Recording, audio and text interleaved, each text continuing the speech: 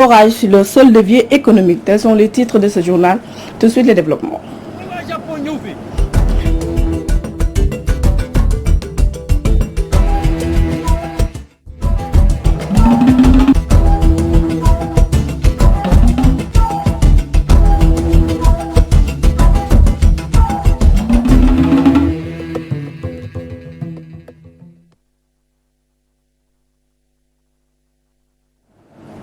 Merci de nous recevoir chez vous. Immigration clandestine, la sortie du Khalif général des Mourides est vivement saluée par certains religieux, dont Imam Ahmadou Matar Kanté de la mosquée du Point E. Selon lui, le guide religieux est dans son rôle d'orienter les jeunes, mais il demande à l'État du Sénégal de renforcer sa politique de création d'emplois afin de lutter contre ce fléau. Le Point avec Moussa Sen.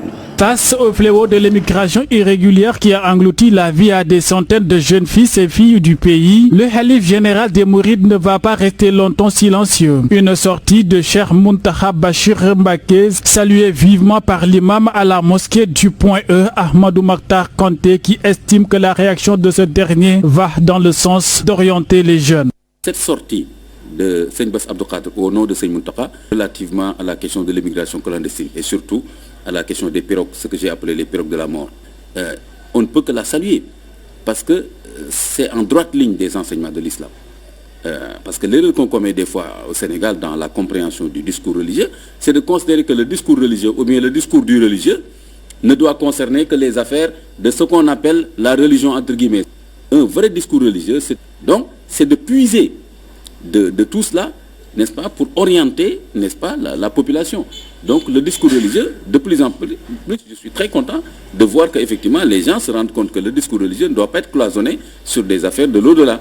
Donc, et c'est ce que Bass Abdou Khadre a dit en orientant les jeunes à partir du Coran, citer des versets du Coran, du Hadith, citer aussi des références des érudits du Sénégal. C'est très bien. Donc à l'universel, les gens vont se rendre compte, mais au Sénégal, il y a eu, leurs chefs religieux ont écrit, ont orienté les jeunes.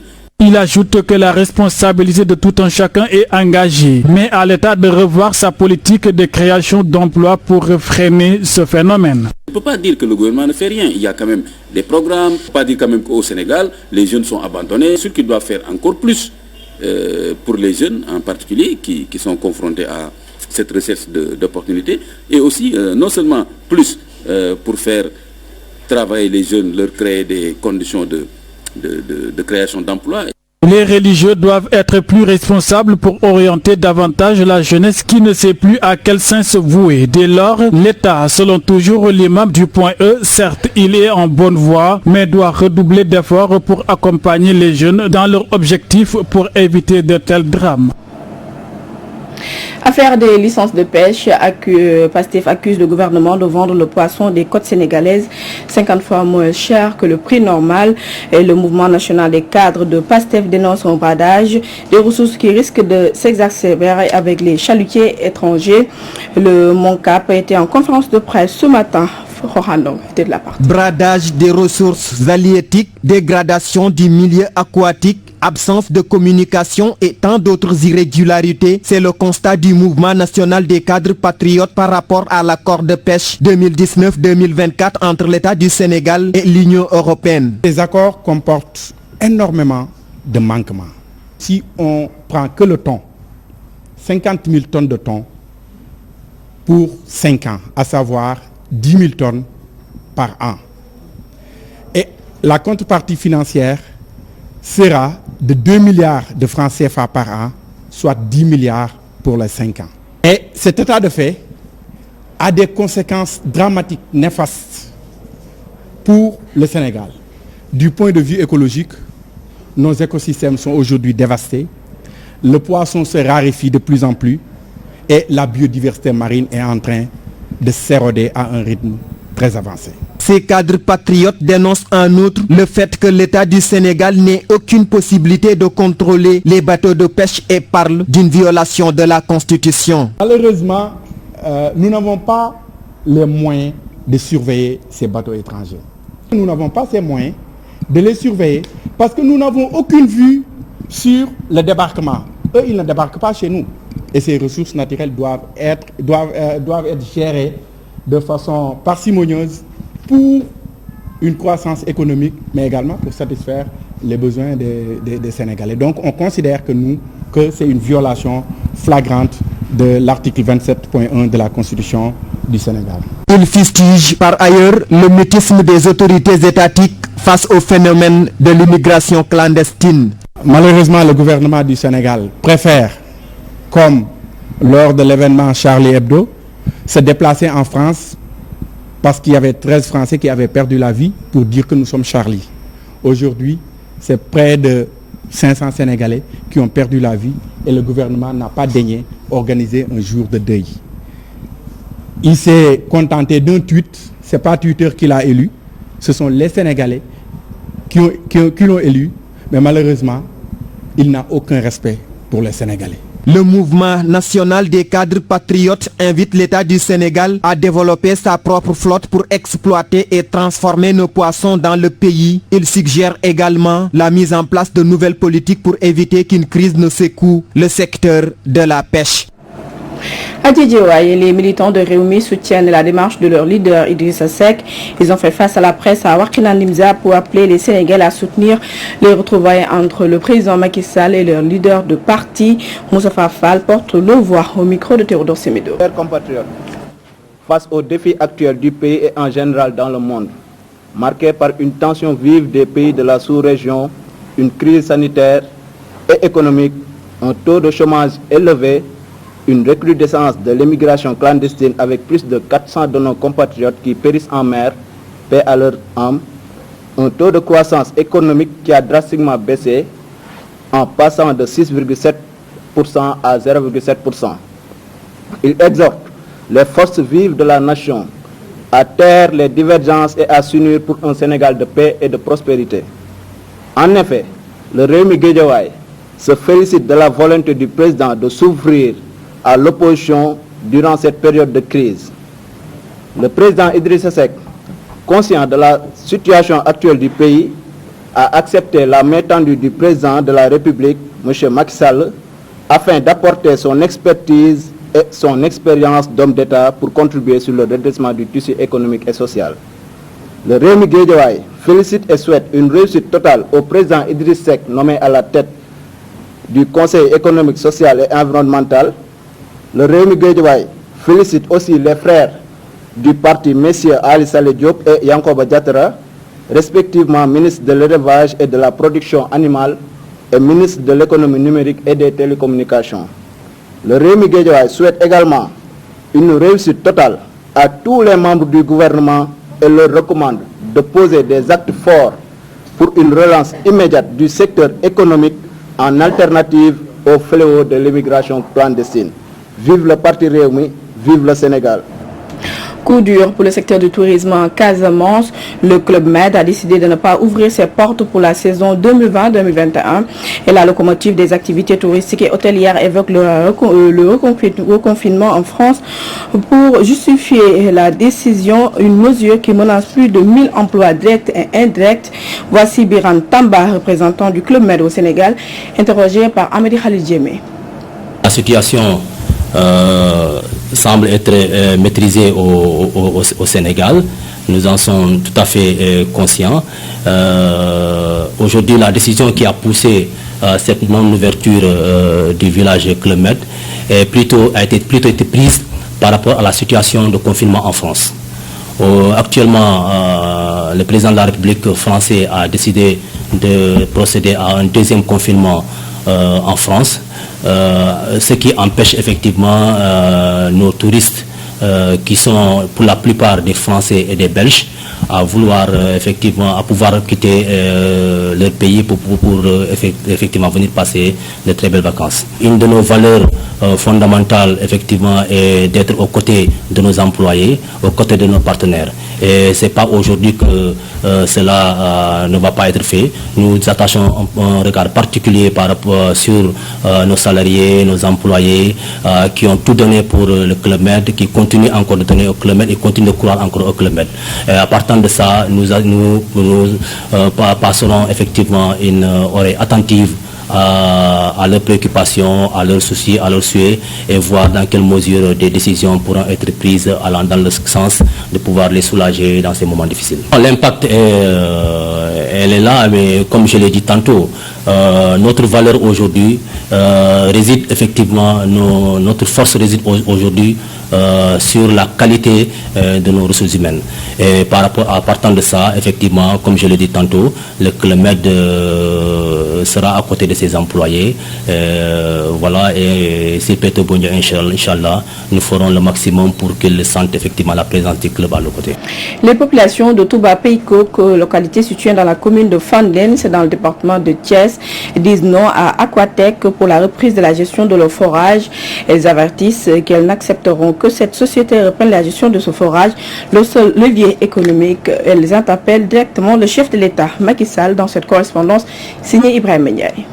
Après plusieurs localités de la région de Thiès, les populations de Touba Peikouk, localité située dans la commune de Fandène, disent non à la société Aquatech pour la gestion de leur forage. Nous sommes sous une menace, une inquiétude vraiment par rapport à notre avenir.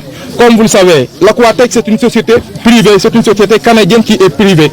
Donc vraiment son objectif serait de vendre ce qu'on appelle l'eau pour assurer son fonctionnement. Donc nous, étant jeunes, nous étant responsables, habitant au village de Touba Peikouk, nous disons non à la venue de l'Aquatech. Leur forage constitue le seul poumon économique pour l'emploi des jeunes et le développement de leur localité. Donc pas question de le privatiser au détriment des populations, selon ces jeunes. Les gens, étant désespérés, aujourd'hui, ils ont pris la voie méditerranéenne pour accéder à l'Europe.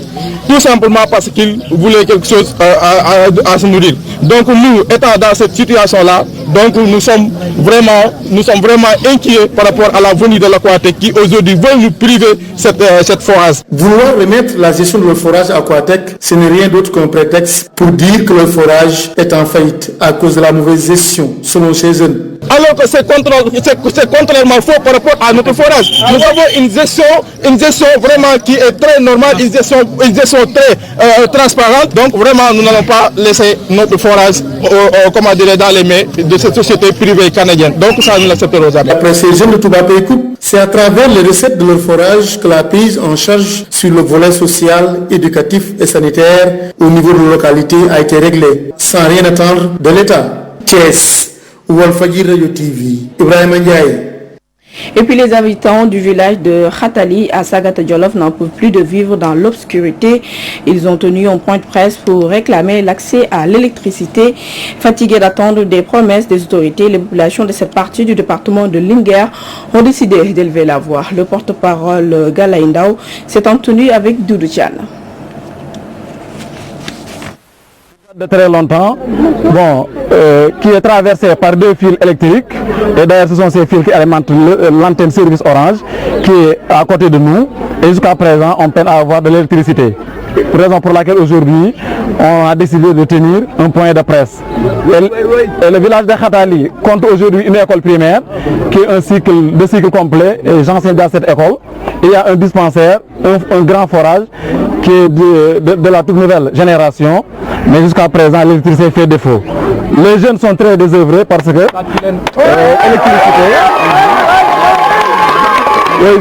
je disais tantôt que l'électricité va de pair avec développement. Et on ne peut pas se développer sans électricité. Les jeunes, après les travaux champêtres, restent sous l'arbre à palabre sans rien faire. Donc on ne peut pas se développer. Je l'ai dit, il y a des gens qui utilisent l'énergie solaire qui coûte à moyenne presque 500 000 francs, 400 000 francs. Et cela, tout le monde ne peut pas l'acheter. Donc à cela, nous demandons aussi à l'État qui nous appuie pour que notre cher village soit électrifié. Je vous rappelle qu'on dans l'obscurité totale. Oui, c'est la première fois parce qu'on avait négocié avec les autorités municipales et je réitère que l'électrification du village de Khatali n'est pas de leur sort, mais est-ce que eux aussi, les agents municipaux, je veux parler, est-ce qu'ils ont joué le rôle d'intermédiaire ou bien le rôle de trait d'union entre la population et les autorités étatiques? Ce n'est pas de leur ressort, mais ils peuvent adresser des demandes aux autorités compétentes pour qu'ils nous viennent en aide. Donc je pense que toutes nos revendications qui ont été faites sont tombées dans l'oreille d'un sourd. Et si cela n'est pas réglé, on va chercher d'autres voies et moyens pour vraiment Khatali soit électrifié. Face aux nombreuses difficultés auxquelles sont confrontés leurs quartiers, les jeunes de Sahara et de Diamaguène dans la périphérie de la commune de Kaolack s'organisent en mouvement. Ils déplorent la cohabitation forcée avec les eaux stagnantes, le niveau bas du plateau technique de leur poste de santé, entre autres doléances. Hassan Ba signe ce reportage. Soucieux des maux qui gangrènent leur quartier, des jeunes de Sahara et Diamaguène dans la commune de Kaolack créent leur mouvement pour, disent-ils, déplorer cette situation. Les eaux de pluie stagnent dans ces zones durant un an presque. Il n'y a pas de lycée à proximité et la route qui mène vers Nimzat est réputée accidentogène selon Khadim Sek, président du mouvement. Vous constatez donc les dégâts qui sont là. Nous souffrons. Le mot le plus utilisé dans notre jargon, c'est la souffrance.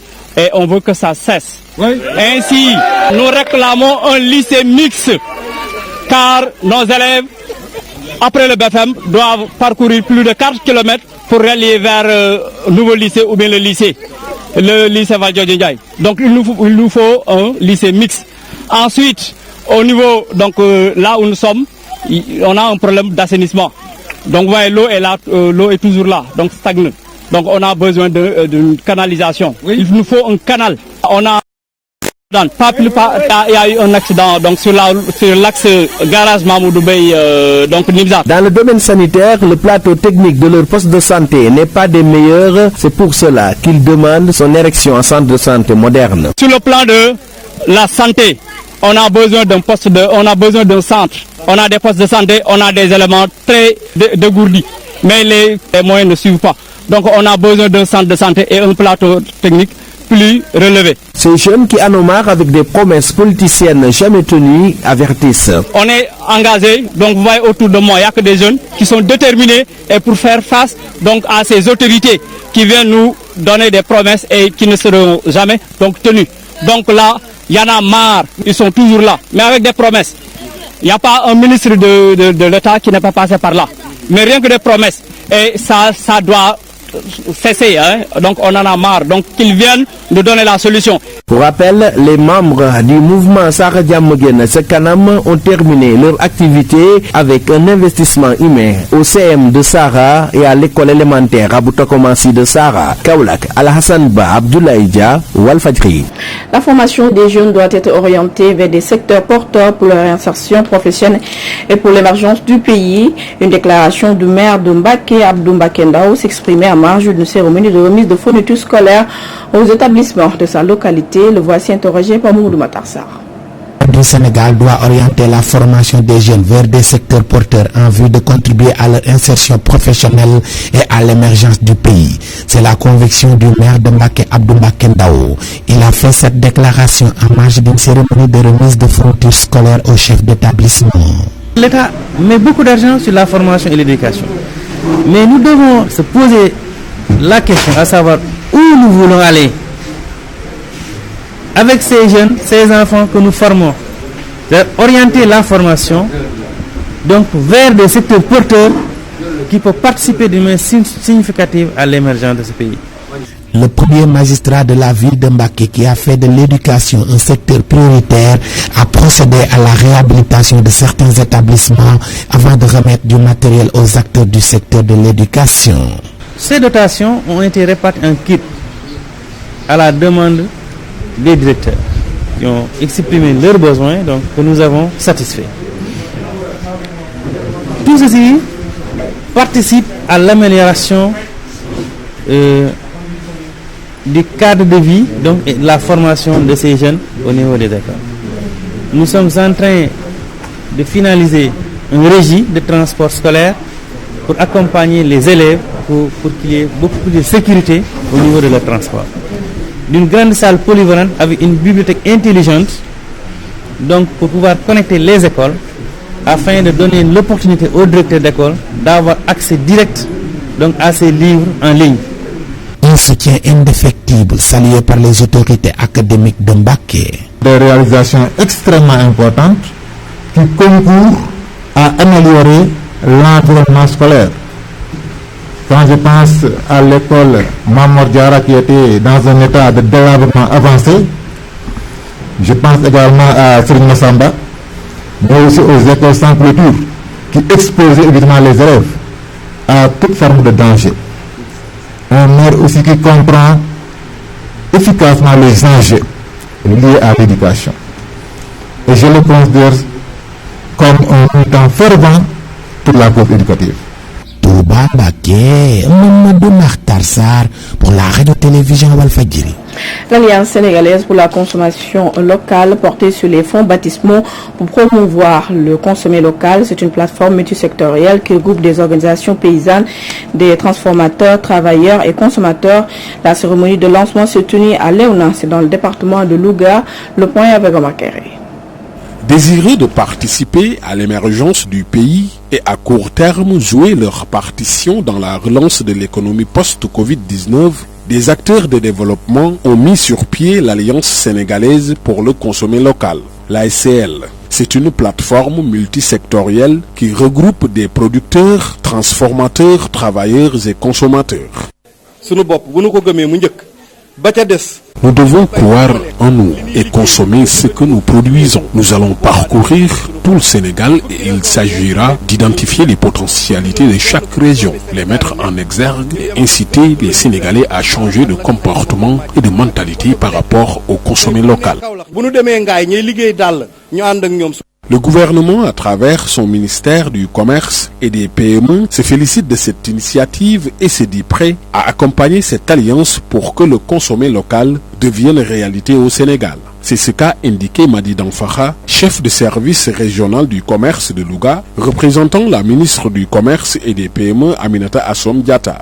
En faisant du consommé local une réalité, cela pourra par exemple réduire le chômage des jeunes. L'autre aspect c'est quoi? Avec le développement du consommé local, nous allons réduire les importations. Et cela va impacter sur la balance commerciale du Sénégal.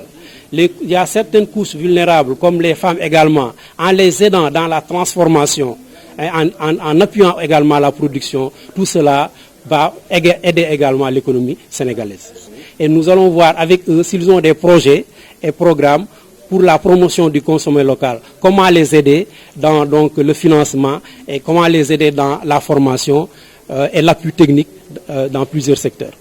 L'Alliance sénégalaise pour le consommé local entend sillonner le pays pour installer des cellules dans toutes les 14 régions. Des campagnes de sensibilisation seront également mises pour inciter les populations à faire de ce slogan « Le consommé local » une réalité.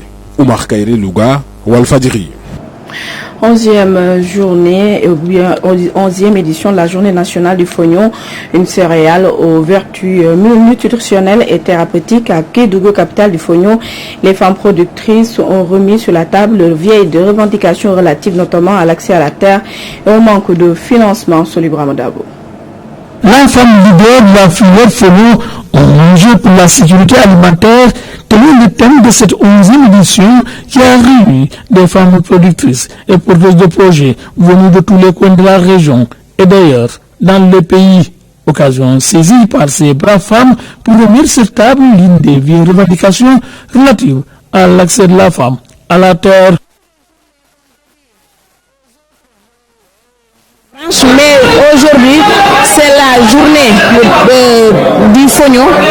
On est fiers parce que cette journée-là, ça nous permettra pour qu'on puisse connaître le fognon partout dans le monde. Je ne dis même pas au Sénégal, mais partout dans le monde. On rencontre pas mal de problèmes parce que la première chose est la femme n'a pas accès à la terre. Ça, c'est un grand défi pour nous. Parce que même si on veut cultiver, on n'a pas de terre là où cultiver, ça nous pose problème.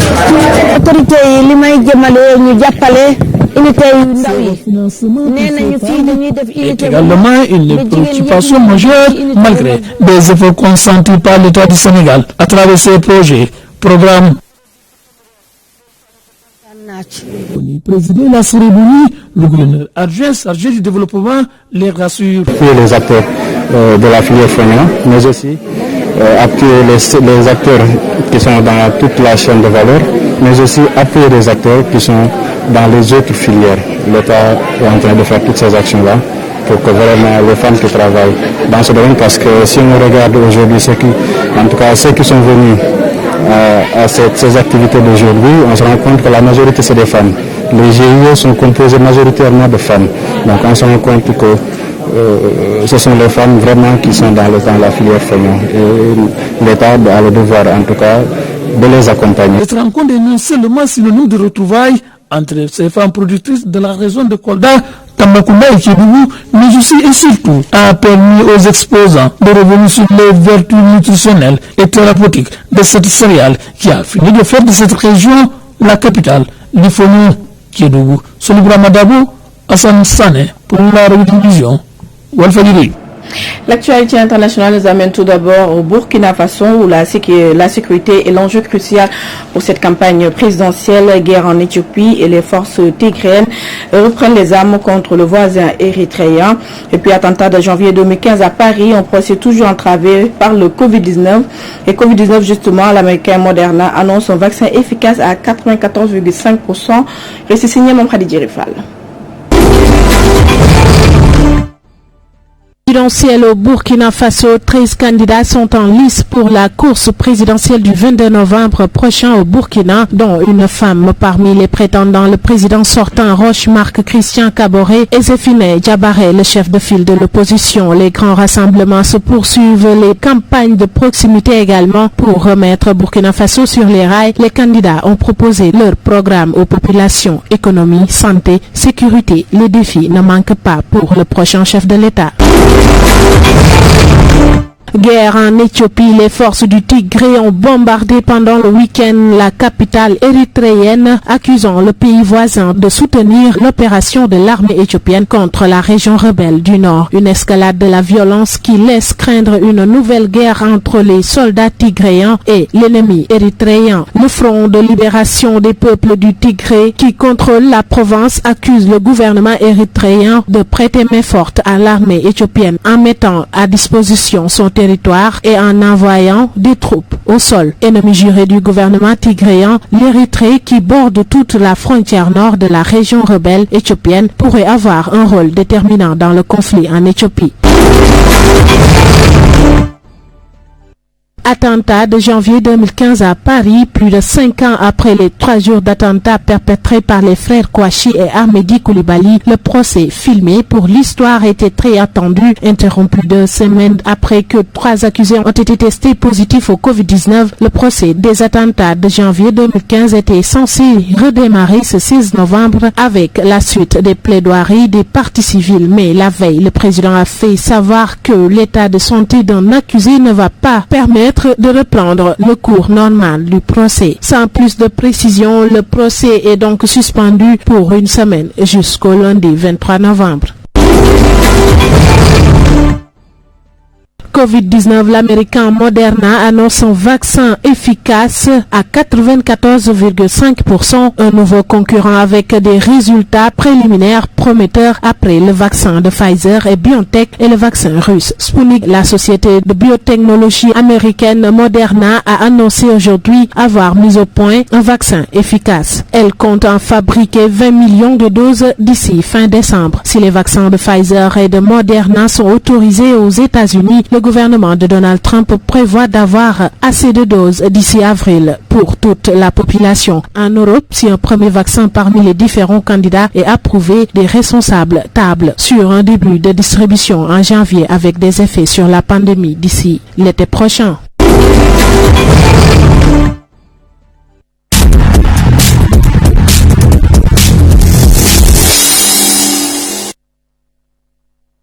Vous l'avez compris, sport à présent, football. Le maître Augustin Senghor officialise sa candidature pour la présidence de la Confédération africaine de football. Et face à la presse, c'était ce lundi, le président de la Fédération sénégalaise de football dit être motivé par le soutien d'une quinzaine de fédérations africaines. Voici maître Augustin Senghor, interrogé par Siri Al-Khairi Aïra. En ce qui concerne ma candidature, elle a eu un cheminement particulier puisque justement, c'est vrai, c'est une expression de volonté très forte, mais c'est aussi la résultante des actes de confiance qui ont été posés par des collègues présidents, par des collègues membres du comité exécutif de la CAF, mais aussi par beaucoup d'acteurs. Donc ce qui fait qu'aujourd'hui, c'est aussi convaincu d'avoir le soutien du monde du football, des dirigeants les plus influents des fédérations que je me suis dit qu'il est temps d'y aller. Et à ce niveau-là, je peux dire que je peux comptabiliser à ce jour une quinzaine de fédérations qui m'ont directement exprimé leur volonté de me voir candidat. Il ne s'agit pas de voter, mais je pars du principe que quand une fédération ou un dirigeant de fédération vous pousse à vous présenter, c'est que quelque part, elle est prête à vous soutenir. Et c'est comme ça que ça s'est passé. Maintenant, en ce qui concerne la candidature qui a été déposée, nous nous sommes conformés au texte avec le nombre de candidatures nécessaires pour cela. Donc aujourd'hui, 2 pays ont soutenu le Sénégal, en plus de mon pays, pour pouvoir déposer cette candidature le 12 novembre dernier. Et après, je pense que ce qui est important dans une course électorale, ce n'est pas le nombre de voix qu'on a au départ, c'est celui qu'on a à l'arrivée. Football CAN 2022, le Sénégal, première nation, a validé son ticket pour la phase finale prévue au Cameroun. Les Lions sont allés battre la Guinée-Bissau sur la marque d'1-0, but inscrit par l'inévitable Sadio Mané, envoyé spécial à Bissau, Chertidiane Gomis. Comme un Messi, Sadio Mané débloque la situation et ouvre la porte de la qualification pour Cameroun 2022.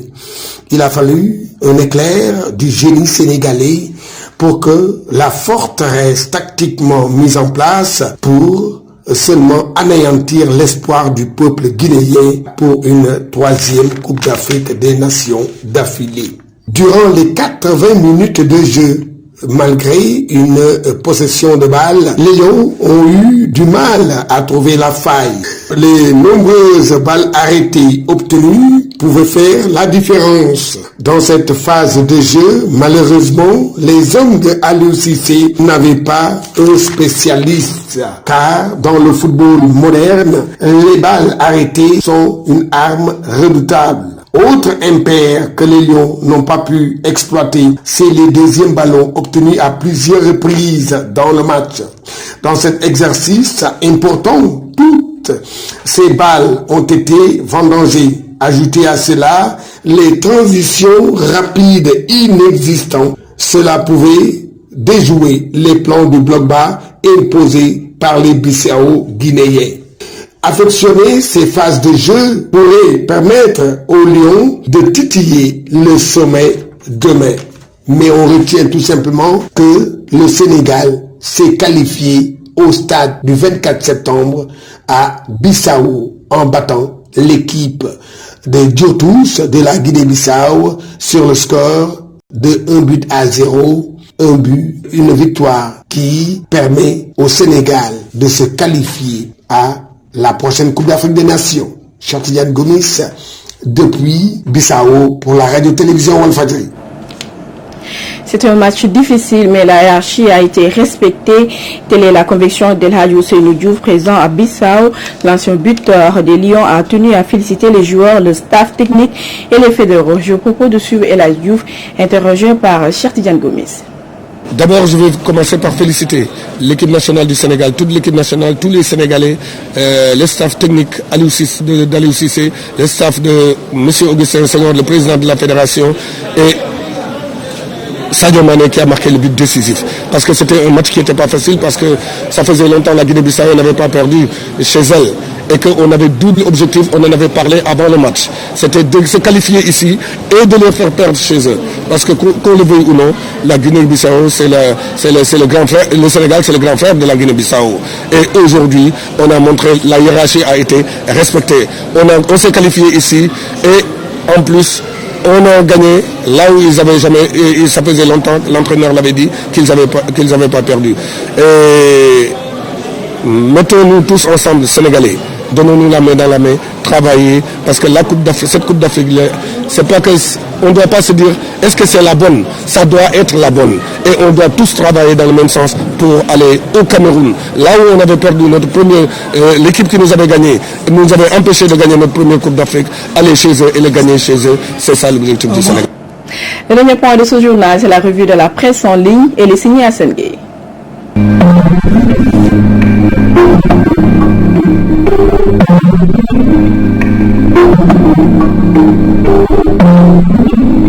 Démarrons avec YouSport qui informe qu'Augustin Senghor est candidat pour le poste de président de la CAF. Membre du comité exécutif, le président de la Fédération sénégalaise de football est candidat pour diriger l'instance africaine. Il met enfin un terme sur les rumeurs de sa candidature ou non pour succéder à Ahmad Ahmad. C'est en face de la presse ce lundi que le patron du football sénégalais a rendu officielle l'information. J'ai en effet porté ma candidature aux élections pour le poste de président de la CAF dont la date limite de dépôt remonte au 12 novembre passé. Étant avec l'équipe nationale du Sénégal à cette date, je voulais me concentrer sur l'objectif qui est d'ailleurs atteint, la qualification à la Coupe d'Afrique des Nations, a-t-il déclaré, sans oublier de féliciter l'entraîneur, les joueurs, le staff technique et la fédération. Selon Maître Senghor, cette candidature est la volonté de plusieurs fédérations africaines de football convaincues de son expérience pour un football africain uni, plus performant et plus attractif. Son slogan, le 12 mars prochain, est la date fixée pour connaître le nouveau président de la CAF. Augustin Senghor sera en lice avec Ahmad Ahmad, le président sortant, Jacques Anouma de la Côte d'Ivoire, ancien président de la Fédération ivoirienne de football, l'actuel président de la Fédération mauritanienne de football, Ahmed Yaya.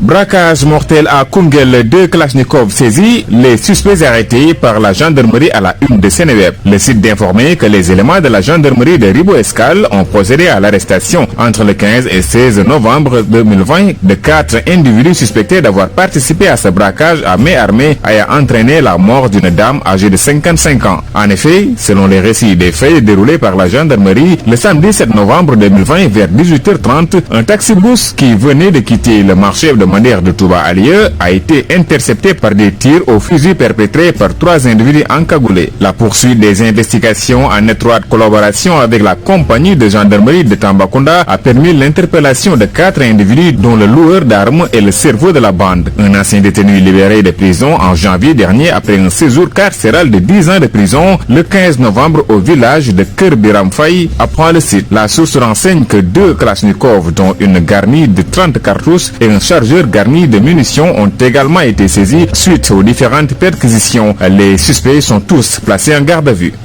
La situation de l'édile de Medina Wandifa prend de jour en jour des proportions inquiétantes, annonce atlantiqueactu.com. Après les auditions à la DESCOS dans le cadre des lotissements illégaux pour lesquels une bonne partie de ses administrés le poursuit, la plainte pour détournement des deniers publics du collectif pour la défense des intérêts de Medina Wandifa, dont le procureur de la République de Sédhiou a été appris soit transmis, confie l'enquête à la brigade de Bunkilin. Une vieille affaire refait surface. L'information a échappé à la vigilance de tous, mais c'était sans compter avec les drones de Atlantic Actu qui surveillent régulièrement Medina Wandifa et toutes ces autres communes où les maires ont décidé de fermer base sur les richesses, notamment foncières. C'est le 5 novembre dernier que l'édile de Medina Wandifa a fait à nouveau face aux gendarmes de Bunkilin. Pour cette fois-ci, c'est la plainte numéro 304 du 25 juin 2020 du sieur Aliou Kamara, ainsi que 4 nouvelles qui motivent la présence de celui qui est communément appelé Alkali chez les Pandores. Selon des sources proches du dossier, le procureur de Sédhiou a ordonné un complément d'information après que le plaignant ait été entendu une première fois. Place à Africa News qui parle de tentatives de médiation du conflit au Tigré. Après un week-end animé, symbole d'une escalade de la violence dans l'est du Tigré, diverses médiations tentent ce lundi de faire taire les armes dans un conflit qui fait désormais craindre une régionalisation des combats dans la corne de l'Afrique, écrivent nos confrères. Ce lundi, le président ougandais Yoweri Museveni a reçu le premier ministre éthiopien Demek Mekanan Hassan, également ministre des Affaires étrangères. Les deux hommes ont appelé à des négociations pour cesser les affrontements dans le Tigré si les sources affirment la venue d'une délégation du Front de libération des peuples du Tigré. Pour l'heure, chacun des deux camps n'y participer à un quelconque dialogue avec l'autre et aucune information n'a filtré sur une éventuelle présence en Ouganda d'une délégation du TPLF. Autre voie de sortie, celle de l'ancien président nigérian Olusegun Obasanjo, qui a annoncé être en route pour l'Éthiopie afin de mener une mission de médiation, rapporte le site. Mais pour l'instant, ni le gouvernement éthiopien ni l'Union africaine n'a affirmé être au courant de la venue du président nigérian Obasanjo.